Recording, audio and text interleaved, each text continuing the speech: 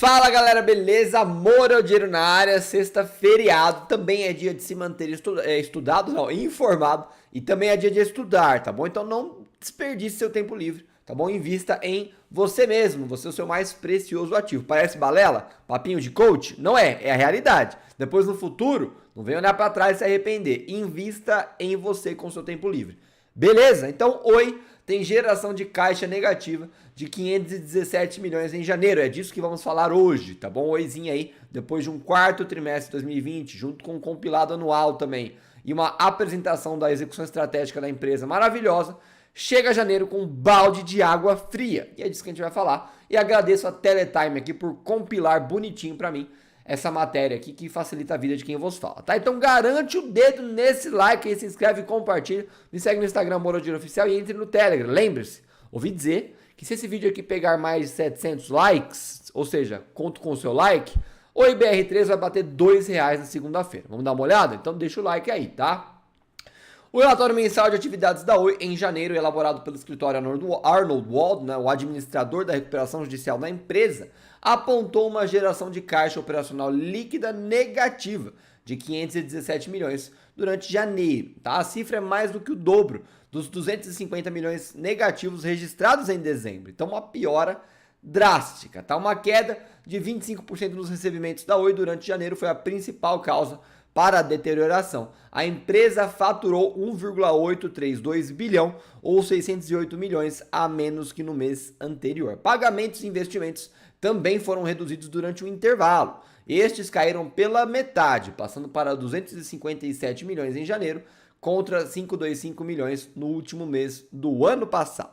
Tá bom? No caso dos pagamentos, houve redução mensal de 3,3%, um pouquinho mais aceitável, né? Uma redução mínima aí, para 2,093 bilhões. É claro, quando a gente fala em valor bilionário, 3,3% é um valor a se considerar, tá? Saldo, também houve efeito da saída de 198 milhões para operações intragrupo, movimentação ali entre as UPIs, empresas da própria Oi. Tá? O valor está relacionado com operação de adiantamento para futuro aumento de capital da Infraco, subsidiária que vai concentrar, como você já sabe ou deveria saber, os investimentos de fibra ótica do grupo, que aí a Oi vai ficar só com 49%, tá? Dessa forma, o saldo final do caixa financeiro da Oi foi negativo em 712 milhões durante janeiro, resultando em montante de 3,260 bilhões, que representa ali em percentual mensal uma redução de 17,9%.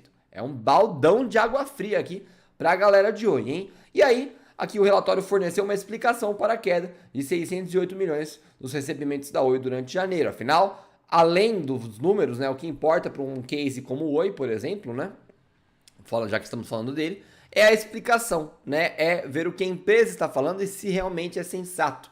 Tá? E nesse caso, tá? A redução observada está relacionada com recebimentos pontuais de clientes governamentais de outras operadoras e com a elevação da recarga do pré-pago ocorridas em dezembro de 2020. A menor quantidade de dias úteis em janeiro e a diminuição dos recebimentos intercompany por serviços de interconexão também geraram efeitos, segundo o documento. Já sobre a queda no CAPEX, a companhia afirmou que a redução pontual observada no mês não compromete a execução do plano estratégico de aceleração dos investimentos, principalmente em fibra ótica, que é o carro-chefe. Fica difícil você argumentar contra isso daqui. Afinal, a Oi, em 2020, já vem dando um show aí faz tempo também, deu aí um show de recuperação judicial e de execução estratégica da empresa. Fica difícil você falar que eles iriam mentir num relatório, tá? Então, dá para colocar a mão no fogo? Até dá. Dá para colocar todo o capital numa empresa igual a Oi? Aí não dá. Aí você tem que dividir capital, tá bom? Por isso que eu falo, sempre seja mais malandro, né, do que os outros, tá? Então assim, divida bem seu capital. Lógico, malandro do jeito bom, tá? Não tô falando para você prejudicar ninguém. Seja malandro com o seu próprio dinheiro, tá? Então falamos aqui do relatório mensal de atividades aqui da Oi, o RMA. E agora, galera, a gente tem que ir pro gráfico. Afinal, nós tivemos uma semana que bastante gente encarou como negativa, mas foi bem positiva. Afinal, a gente saiu do 1,80 ali no IBR3 e fomos para o 1,89, uma alta de praticamente 5% na semana. E aí a gente chegou a bater até 12%. No gráfico semanal, a gente tem aqui, tô meio alérgico hoje, desconsiderem, tá? A gente tem aqui uma semaninha de força compradora. Deixa eu tirar esses estudos aqui para dar uma olhada no gráfico semanal, que eu acho que fica mais interessante, tá? Então, a gente tem o começo, deixa eu abrir meu point ou fix aqui, que para variar, primeiro vídeo do dia, esqueci de abri-lo, né? Pera aí. Mas a gente tem aqui o começo de uma força compradora querendo continuar o movimento de alta para o alto e avante, tá bom? Pode ver que a gente colocou a perninha lá nos R$2, a gente chegou a bater 2,2. Claro que teve um recuo um pouquinho mais chato, mas não é sem justificativa, tá? Se você parar para pegar quarta e quinta da semana, o Ibovespa também recuou, tá bom? Então a gente acabou seguindo o Ibovespa, não tem muito segredo. Fora a euforia compradora ali do dia 29 e do dia 30, tá? Que depois não foi continuada, tá? Mas aqui no gráfico diário, claramente aqui, fica difícil argumentar contra. Nós temos aqui um padrão de reversão aqui da Oi, BR3, é claro, daqui a pouco a gente vai ver o IBR4, sendo muito bem executado. Olha lá, ele sobe e ele corrige, daqui a pouco ele volta a subir, tá bom? Afinal, trace uma linha e você verá aonde que ele está corrigindo, tá bom? Olha lá, é topo de alguns dias anteriores, região de briga pesada aqui, ó, ele está corrigindo nessa região, ali do 188 por aí, tá? Então no gráfico diário, que é um gráfico de peso, bem mais relevante que o gráfico de 15 minutos, não é tão relevante quanto o gráfico semanal, mas o gráfico semanal ele te dá uma precisão um pouquinho mais longo prazo, então para curto prazo, igual que a gente quer, não serve muito. Eu acho que o gráfico diário aponta para o alto e avante, o gráfico de 60 minutos também está legal. E aí para a galera que não entende, olha lá o IBR3, o IBR4, olha a diferença. Tem diferença? Não tem, galera. Não tem diferença. Por quê? Porque é o ativo da mesma empresa, tá bom? E no caso aqui, o IBR3 com 171 milhões de volume, o IBR4 com 7,83. Por isso que ela se move mais agressivamente às vezes, tá? Não é garantido, mas é muito mais fácil. Imagina que você é um investidor que tem 100 milhões de reais e você quer mover uma IBR4.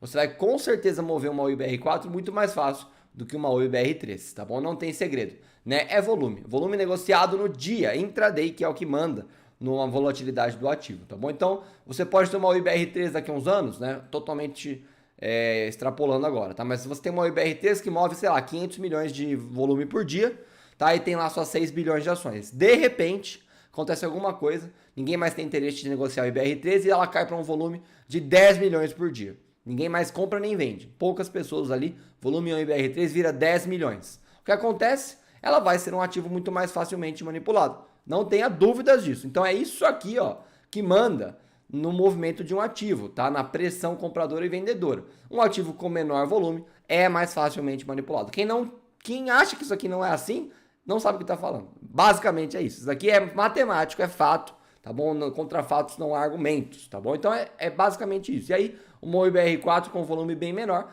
por isso que ela se move mais agressivamente, mas o movimento tá a mesma coisa. Dá até para argumentar que o IBR4 está melhor.